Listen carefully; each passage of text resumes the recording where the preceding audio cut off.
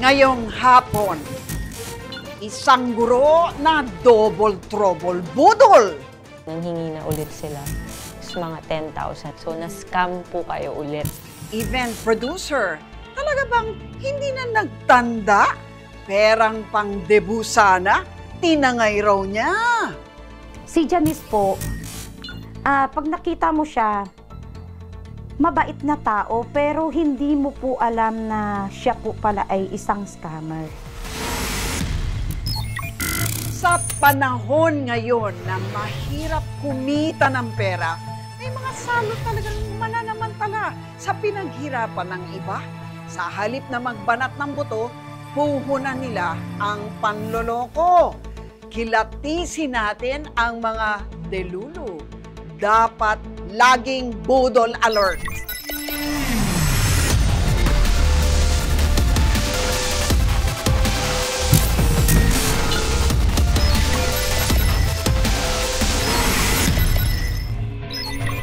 Magastos at matrabaho ngayon ang magpa-party, ha? Kaya naman marami na ngayon ang kumukuha ng mga events planner. Malaking negosyo. Kaya rin pinasok na ng mga mambubudol. Ano itong susunod na budol na ito? Pati mga events ngayon, no? Napasok. Ito nga events planner natin na sinasabing ng budol, marami na raw na biktima. Pagdating ng mga nag-hire sa kanya, walang event. Grabe, as in nagpunta doon sa Walang lugar. event at na magaganap. Walang laman ang events place. Okay.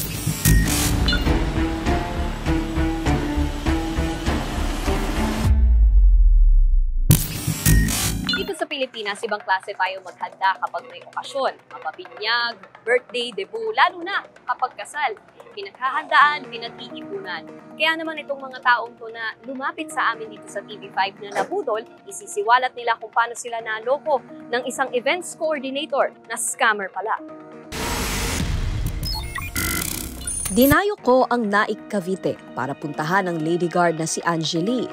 Isa siya sa mga nabiktima ng mambubudol umanong event coordinator habang on duty siya sa kanyang trabaho. Tao po! Pwede po pumasok? Lady guard sa Maynila si Angeli. Nagkataong day off niya ngayon kaya nagkaroon kami ng pagkakataong magkausap. Bale, Ma'am Angie, security guard po, no? Yes. Tapos sa dalawa ang anak, may trabaho naman si Mister. Yes po, meron. Gaano katagal na po tayong security guard? 6 years po. 6 years, matagal na rin po, no? Bale, kung saan naman po ang pasweldo pag ganun? Sa agency ko po, okay po siya. Maganda naman. Above minimum wage man ang kanyang kinikita, ayon kay Angeli, sapat lang ito para sa kanyang pamilya. Nag-aaral na kasi sa kolehiyo ang kanyang anak na babae habang nasa high school ang bunsong lalaki. Pero maliban sa maayos na pag-aaral ng mga anak, si Angeli gustong-gusto na mapaghandaan ang debut ng kanyang mag-18 years old na unika iha. Ano bang name ni panganay? Si Kate po. Si Kate. Kamusta po ang pag-plan sana? 1 year ko po yung pinaghandaan yung debut ng anak ko. Tapos, siyempre, kasi sa gusto ko po at pinangarap ko po talaga. Kasi iisang anak ko lang po, si Kate, na babae. Gustong-gusto ko po talaga i-debut kasi hindi ko po naranasan yun. At para maranasan ang dream debut ni Keith, si Angeli nag-ipon at nag-scout ng mga event coordinator.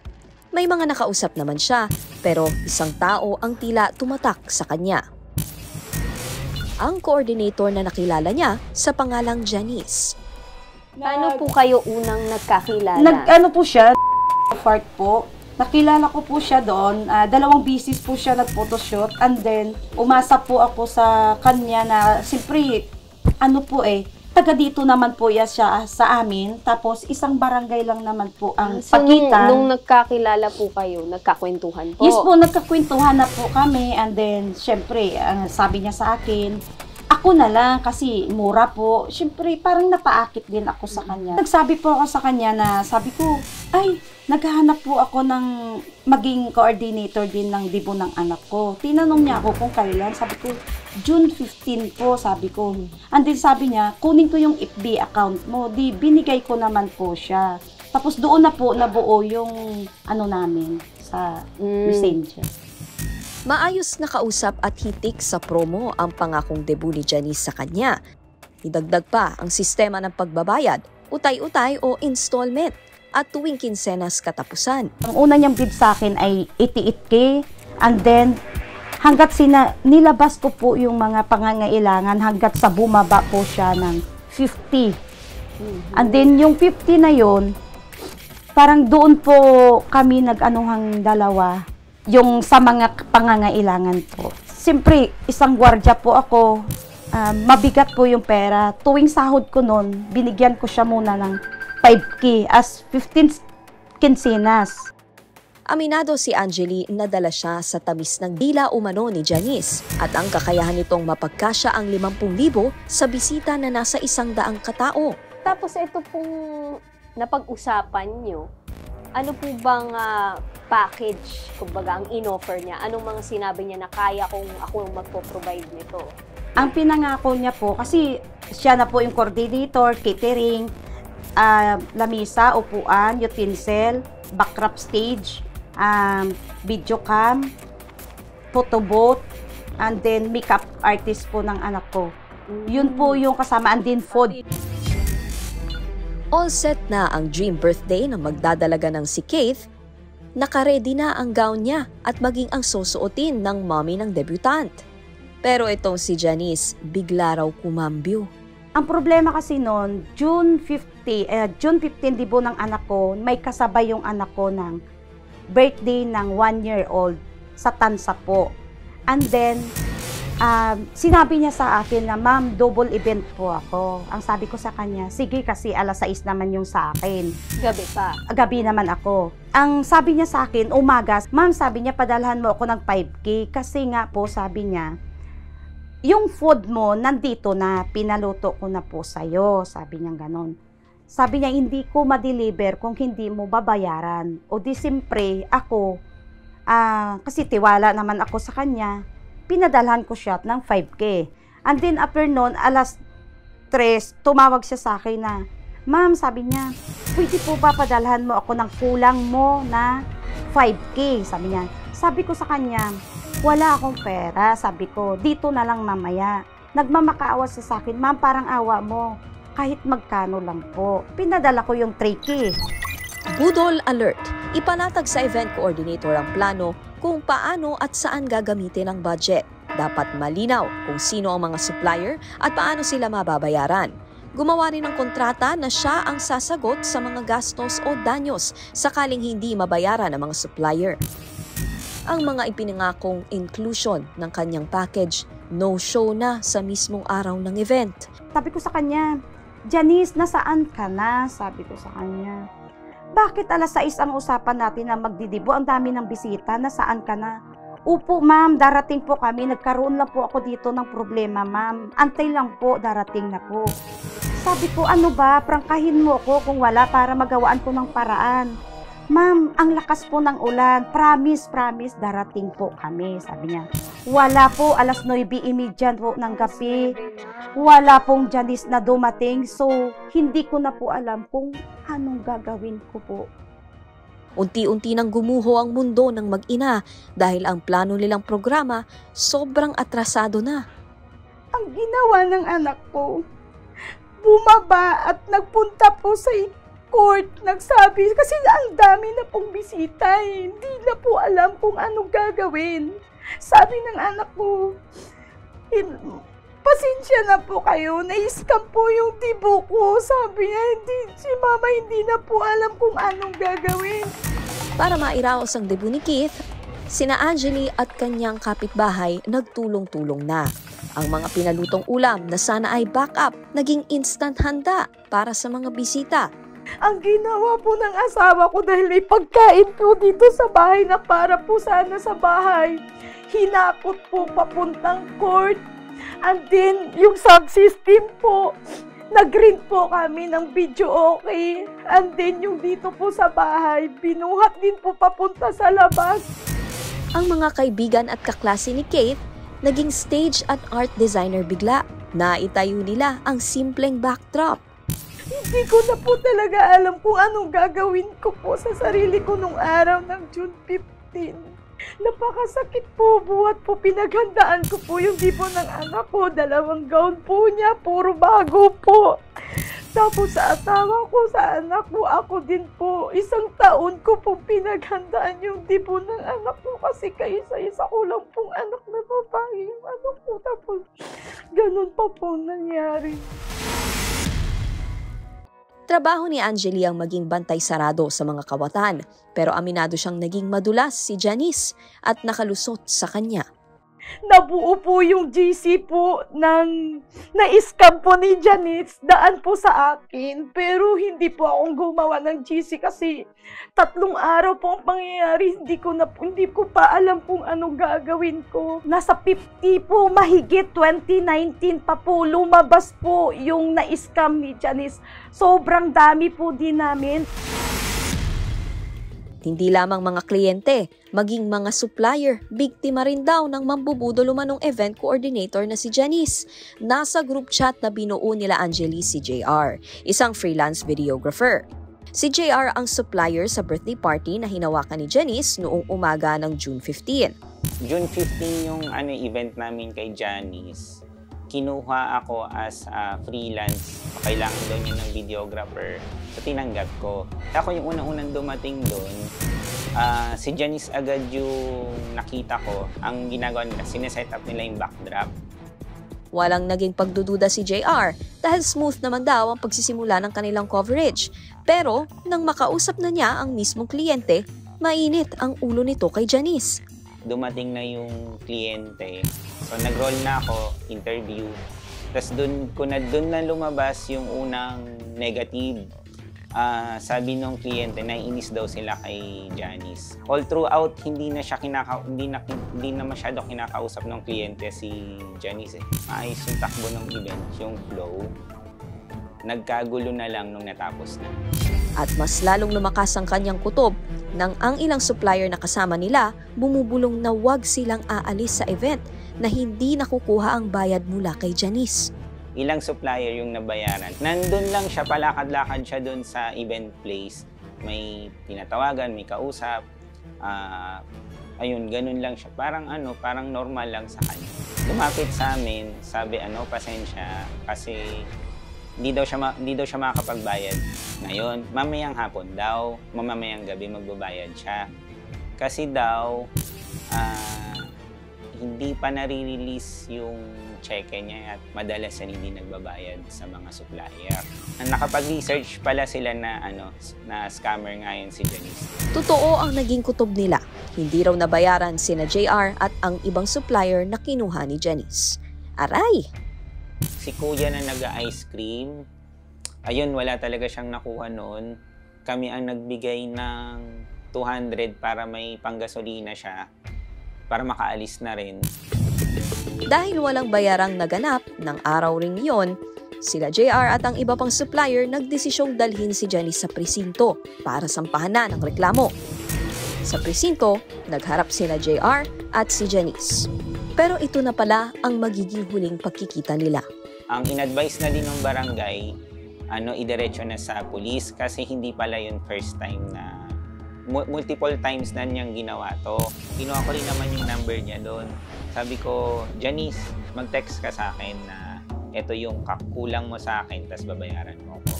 Nangangako naman siya na babayaran niya. Sabi ko kay Janice, unahin mo yung photographer. Nabayaran naman niya si photographer, pero at the end of the day, kulang siya ng 800 yata. Nakiusap si client sa akin na okay lang ba na ito na lang yung amount na ibabayad ko. Pumayag naman ako na yun yung amount. So, parang from 4,000 to 5 lang yung binigay. Susunod, event producer. Talaga bang hindi na nagtanda? Walang bibitiw sa budol alert. Si Janice po, pag nakita mo siya, mabait na tao pero hindi mo po alam na siya po pala ay isang scammer.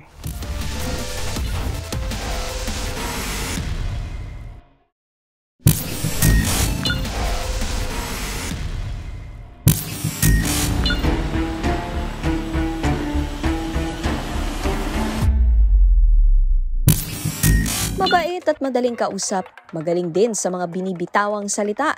Ika nga, mabulaklak ang dila. Iyan daw ang mga nakatagong alas ng inirereklamong mambubudol umanong si Janice Oliver. Si Janice po, pag nakita mo siya, mabait na tao, lahat gagawin niya.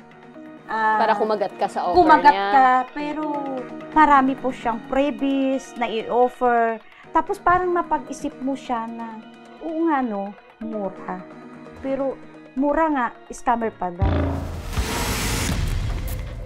Pati ang kinuhang videographer na si JR, aminadong magaling magbitiw ng mga pangako si Janice.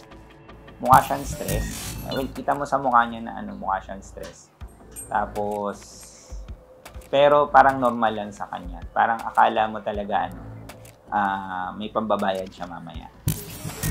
Ang paghahanap ng hustisya ni Angeli at JR, nagkaroon ng dinaw nang mahuli si Janice sa isang kasal na iniskam na naman niya.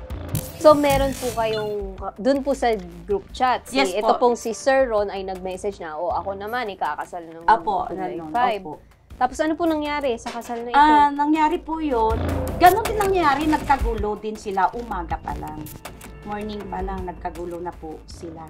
And then, sa mga supplier, kasi ayaw isit up ng supplier kung hindi babayaran. And then, may balak daw siya sanang tapakas. Ang ginawa naman ng Binyo event, kinulos po yung Binyo at binantayan si Janice. Kaya po siya nahuli, nadala po sa police station ng Naik, Cavite at nakulong po siya ng 8 days. Inakala nilang ang pagkakakulong na ito ni Janice ay magsisilbing aral na sa kanya at ang mga atraso niya sa mga tao unti-unti na niyang babayaran. Pero mapabarangay man o sa presinto, no show na itong umano'y manloloko. Ang usapan sa barangay, July 3, 5K. And then yung 22K hanggang katapusan po ng July. Hanggang alas 2 po kami ng umaga nag-antay, wala pong Janice na dumating. Ang hanggang ngayon po, wala pong dumating. Nabanggit nga sa amin ni Angie na ito raw si Janice ay patuloy ang paghahanap ng mga panibagong pwedeng mabudol. Kung pupuntahan nga natin ang Facebook page niya na CE Alia Riel Events Management Services, makikita mo dito na ang dami niyang mga post. At pinakabago pa ay July 27 lang, 2024 pa. Pero isa pang kapansin-pansin dito ay naka-off ang comment section. So hindi ka pwedeng magkomento sa mga posts niya. Ang pagsisiwalat na ito ni Angeli at JR, paraan nila para mapigilan at maiparating sa karamihan ang pambubudol umano ng event coordinator na si Janice. Yung sa akin kasi, gusto ko sana siya talagang, kasi gusto ko talaga sana nga makulong pa siya ulit. Parang naisip ko na, tama na parang ayoko na kasi sabi ko, sobrang sagabal yung ginawa niya Kaya lang, ayoko naman na mangyari sa iba. Hindi biro ang oras, lalo na ang pera na nilalaan natin sa mga okasyon na minsan lang mangyari sa ating buhay. Kaya naman, doblehin din natin ang pag-iingat, lalo na sa mga taong walang kaluluwa na nanlalamang sa kanilang kapwa. Sabi nga, may balik din ang karma. Ako si Nikki De Guzman at ito ang aking Budol Alert. Sa pagbabalik ng Budol Alert, pati pala National Bureau of Investigation o NBI nagagamit na sa pambubudol sa pagpapatuloy ng Budol Alert ni Nikki De Guzman.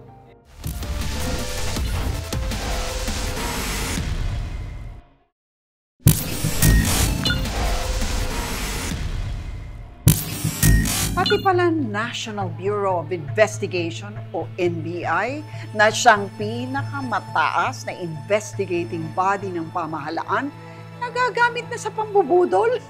Kwento mo nga, Nikki. Eto nga, Lucci, yung guro na nabudol na nga siya ng Tascam nang lumapit pa siya sa NBI para humingi ng tulong. Oo. Nabudol pa siya ng fake na NBI page. Ay, grabe, kinopya. Doon siya naloko.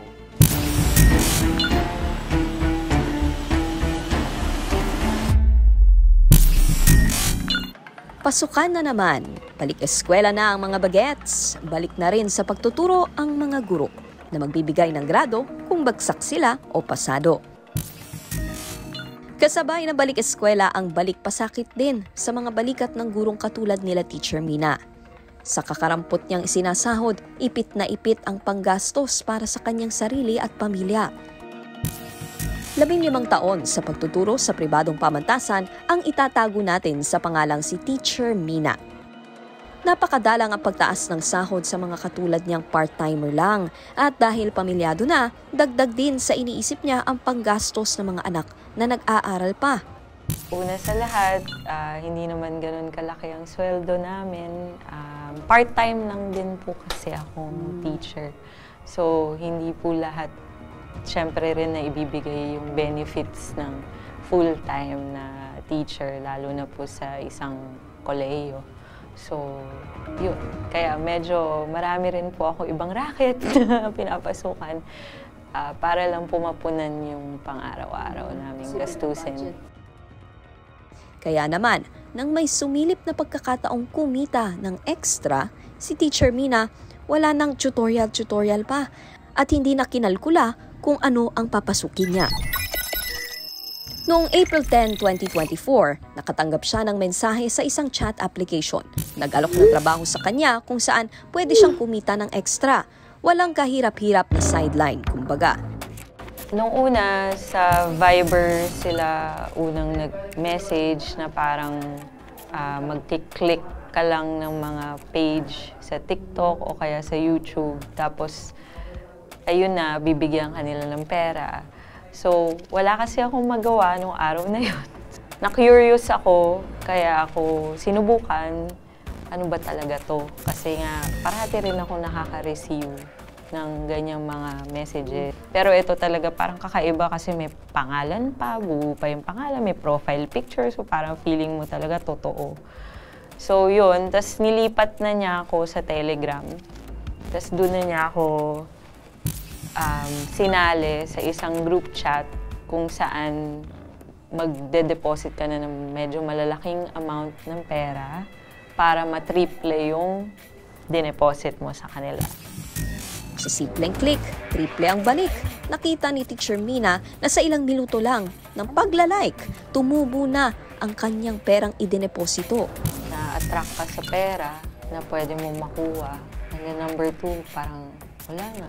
Pakadali, di ba? Nakaupo ka lang, nag-click ka lang sa telepono mo, tapos babalik na agad sa'yo ng ganong kalaking pera. Siyempre, kumpara yun sa trabaho mo na ginagawa mo na mahigit 10 oras sa araw-araw, talagang convincing siya talaga.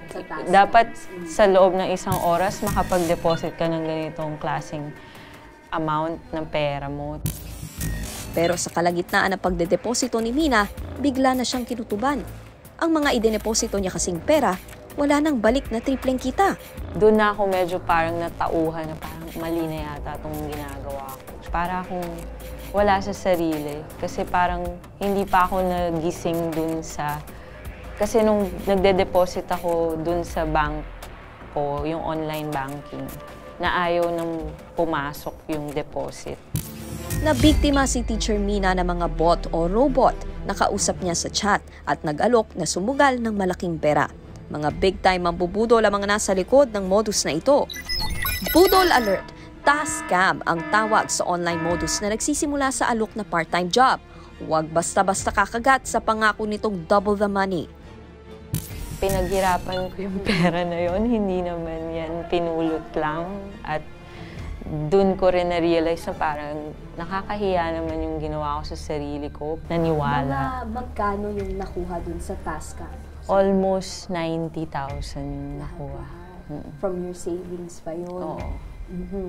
Tapos nung naisipan mong magreklamo, saan ka unang pumunta? Una, syempre nag-search ako, inisip ko NBI. Ang una kong syempre yung pinuntahan na website ay yung sa NBI. Tapos tiningnan ko dun yung cybercrime division nila, tapos may email. So, nag-email ako. Sa tagal niya sa pagtuturo, hindi lubos sa akalain ni Mina na sa ganitong paraan niya matututunan ng kanyang leksyon. Kaya naman, para mabawi ang perang nakuha sa kanya, si Mina sumangguni na sa otoridad. At una niyang nilapitan ang National Bureau of Investigation o NBI na agad-agad namang sumagot daw sa isang social media page na nakita niya. Wala naman akong oras pumunta talaga sa NBI na opisina kasi nga nasa trabaho ako parate.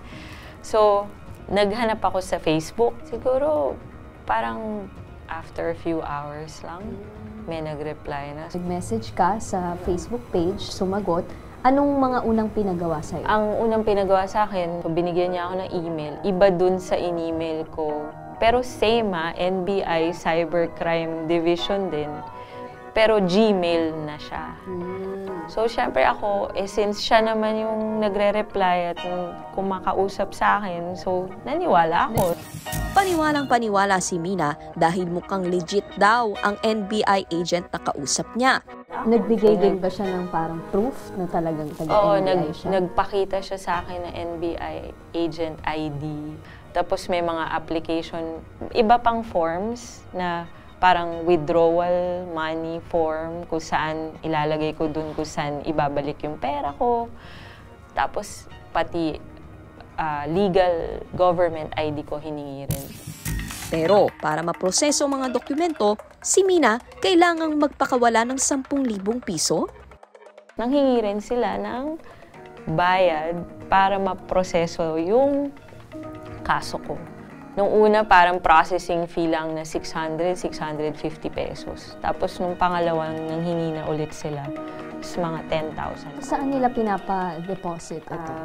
Meron silang dalawang account na binigay. Isang GCash, tsaka isang CIMB bank account. So dun ko sa dalawang yun na napadala yung pera. Cash transferred.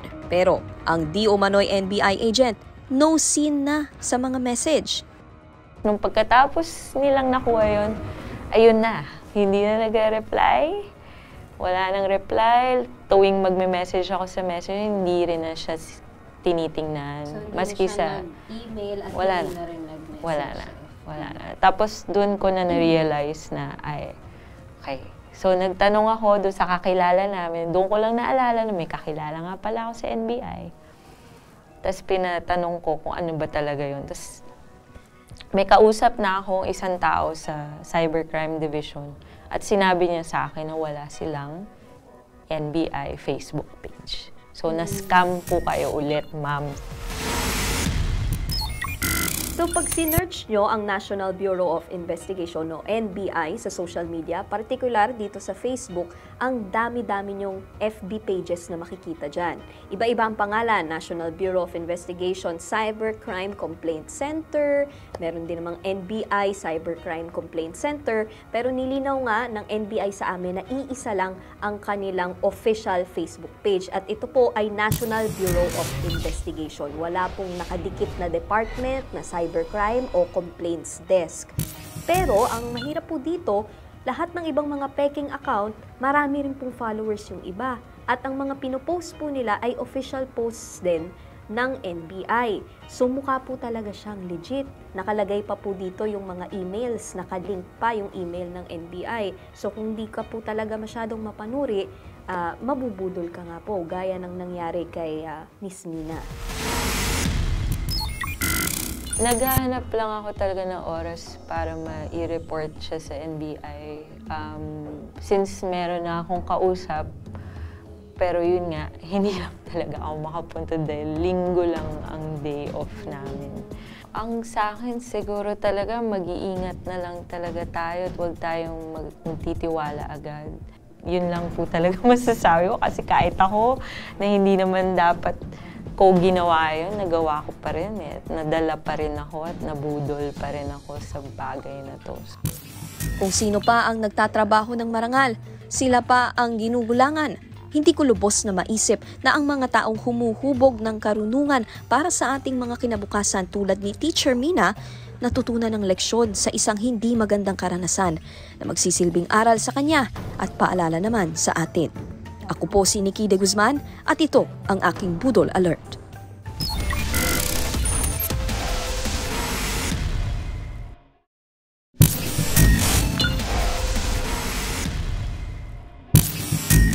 May umaalingasaw na namang modo sa mga kawatan. Iba't iba muka, pero iisa ang style ng panggagancho.